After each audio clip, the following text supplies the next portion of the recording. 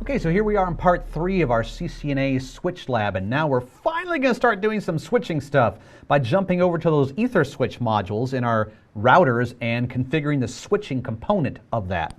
So here we're going to configure VTP and VLANs on the routers, and by the time we're done with this, we should have end-to-end connectivity all the way across from one router to the other at the far side. We won't be done yet because we'll still have to manipulate a little bit of spanning tree. We'll do that in the final video, but we should have end-to-end connectivity by the time we're done with the required tasks here. Okay, so looking at our topology diagram, we can see that right now what's left for us is we have to configure VLANs 4 and 5 in this router right here. We want to make sure that VTP is set up so this guy's a client and he learns of the routes of the VLANs via VTP. So let's start with VTP and then do the VLANs. So I'm going to go on to the Ether switch router 2, which in this particular case, now before I do this, I've been saving my configs all along the way. So I'm going to take a snapshot. I'm going to turn everybody off. Take a snapshot right now, and we'll call this no VLAN or STP. Okay, close. Let's bring everything back online. So the majority of the configuration for this is going to be between Ether switch 1 and Ether switch 2. So let's just bring both of those up.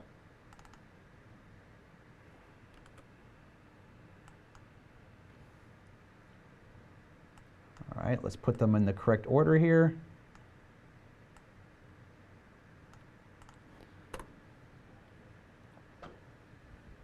Okay, Ether switch 1, which is the guy on top. Let's start with Ether switch 2 as the VTP client. So here with VTP first, we have to create a VTP domain name. And we'll just give it INE.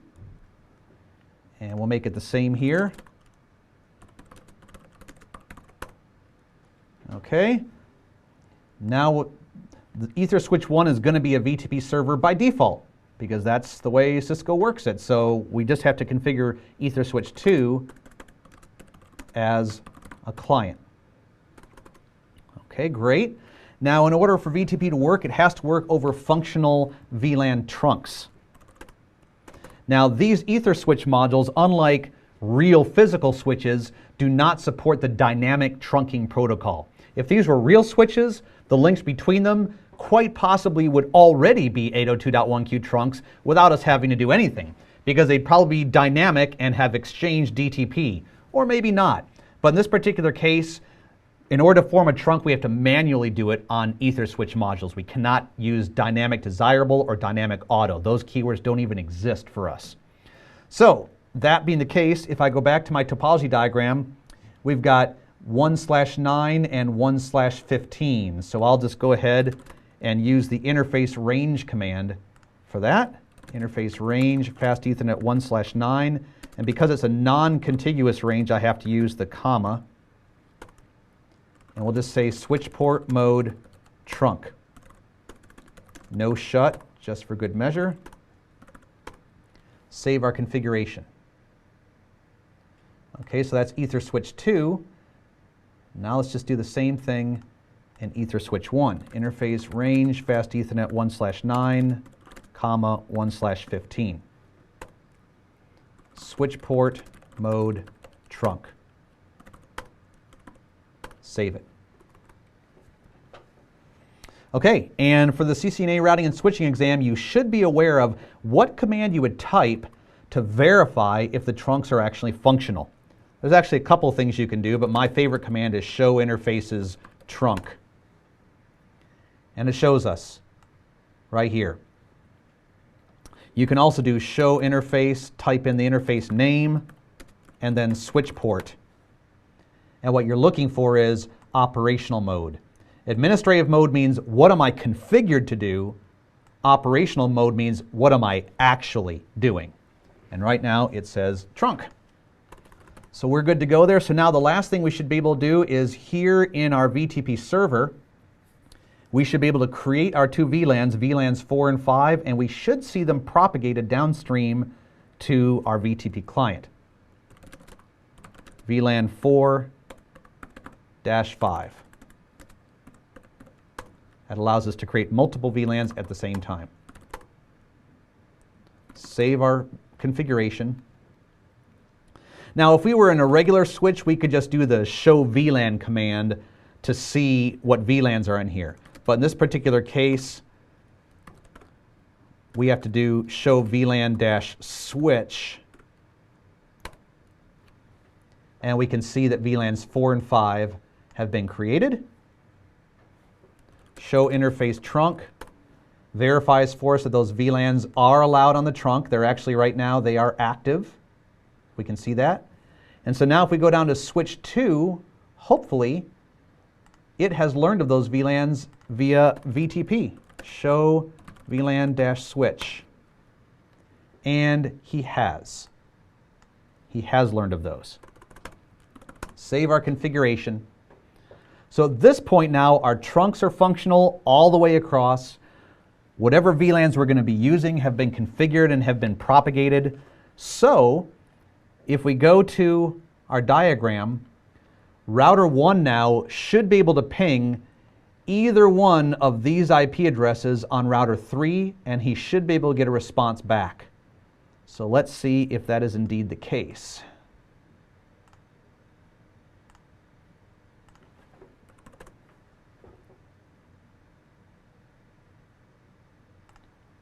All right, let's bring up router 1.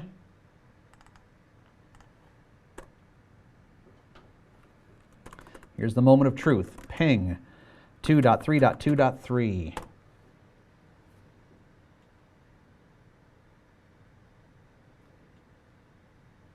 Okay, this is good though. This is going to give us a little bit of troubleshooting experience. Okay, so step number 1.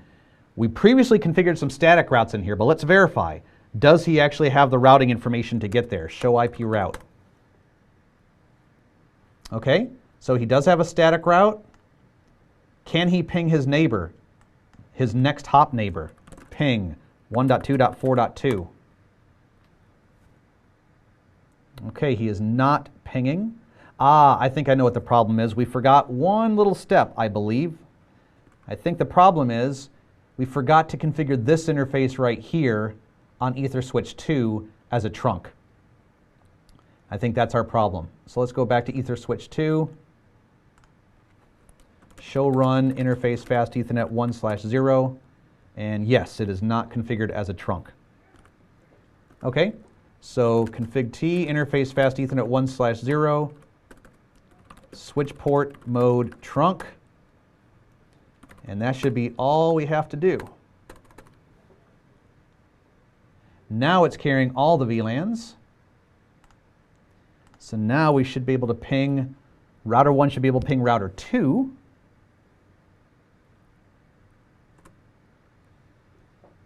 It might take a little bit of time because remember, spanning tree has to converge and go from listening to learning to forwarding, and that takes a little bit of time.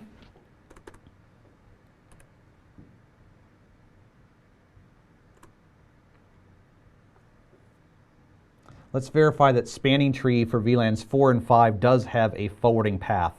So what we should see, I don't know which one of these switches is going to be the spanning tree root bridge. We'll get into that in the very last video of this section. But what we should see is that VLANs 4 and 5 are both allowed on this interface because it's trunking. This interface should be in the forwarding state. It should be designated for both VLANs 4 and 5.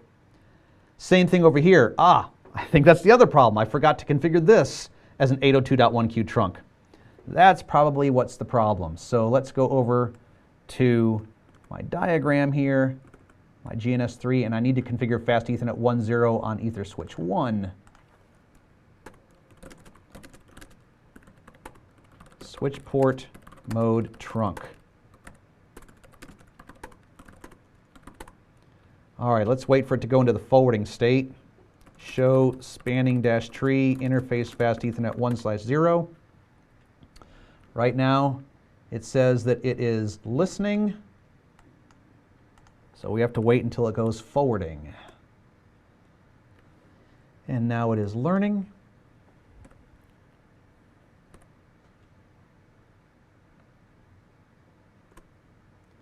And now it is forwarding. All right, so now we should have end-to-end connectivity.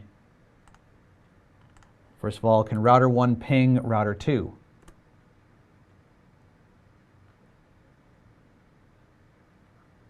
Well, we might need a little bit more troubleshooting here.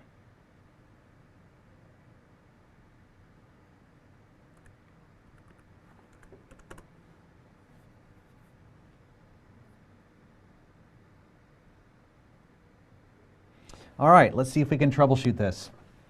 Starting at the physical layer, show IP interface brief, and fast Ethernet 00 is what we're looking for. It is up. The various sub-interfaces are up, and the various sub-interfaces have been allocated the IP addresses in the correct VLANs and subnets, so that looks right. We already confirmed that he has the correct static routes. Okay, so there's nothing wrong on router 1. Okay, let's move down the chain now. Let's go over to Ether switch 2. Ether switch 2, let's make sure that fast Ethernet 1.0 is trunking. Show interface fast Ethernet 1/0 switch port. Operational mode is trunk. Show interface trunk. 1/0 is on, and it is allowing VLANs 4 and 5. Okay, that's good. We also see that these other two interfaces leading upstream to Ether switch 1 are on, also allowing VLANs 4 and 5. Let's look at the spanning tree state of VLAN 4.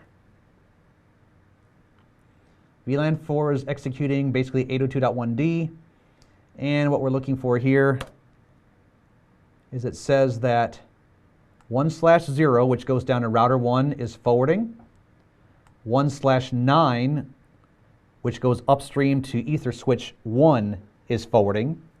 And 1/15 is blocking. That's fine. We just need one of those upstream interfaces. So right now, the one here on the left is the one that's in the forwarding state. That's for VLAN 4. What about VLAN 5? I would expect VLAN 5 to look exactly the same. Yep, the port going to the router is forwarding, and the lower numbered port is forwarding going upstream. Everything looks fine on Ether switch 2. So now let's go over to Ether switch 1. Show spanning dash tree VLAN 4. Okay, so 1/0, which goes across to router 2, is forwarding. 1/9 is forwarding. 1/15 is forwarding. Okay, so this guy is probably the root bridge. Okay, so far everything looks fine. Now let's go across to router 2. Last thing to check here.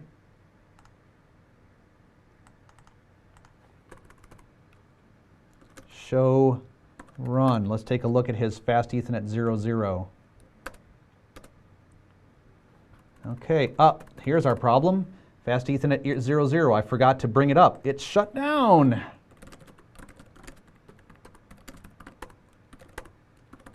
That could explain our problem.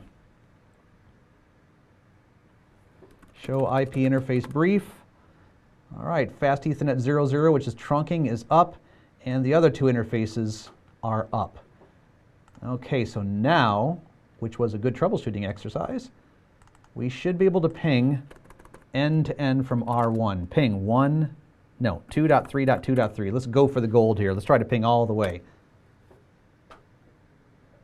Come on, you can do it. There we go. Fantastic. And ping the other side, 3.2.3.3. He has to ARP for it. Actually, he doesn't have to ARP for it, but he does have to ARP for his next hop. And then we have success. Okay, so at this point, let me bring the diagram over here. Let me just renumber these interfaces for a second because these are not correct. Okay, so we have 1/9, 1/15, 1/9, 1/15, and this over here I believe is 1/0. Okay, so right now, because of the way spanning tree is configured, or by the way, it just ended up, we didn't configure it this way, what we've got is this right here is in the blocking state. The remaining 3 interfaces are forwarding. And so when router 1 pings anything over here, everything he pings is going to have to take the forwarding path. It's going to go this way, both the pings and the reply packets. However, if you remember, if we go right back to our original lab specifications, our objectives, it said, as we can see here, ensure that packets sent between router 1 and router 2 traverse across the highest numbered ports. So right now it's going across the lowest numbered ports, 1/9. But in reality, we're supposed to be having it go across the highest numbered ports, which in this case means we need to somehow get this path forwarding and this path blocking. And that's the last thing we're going to do in the very next video.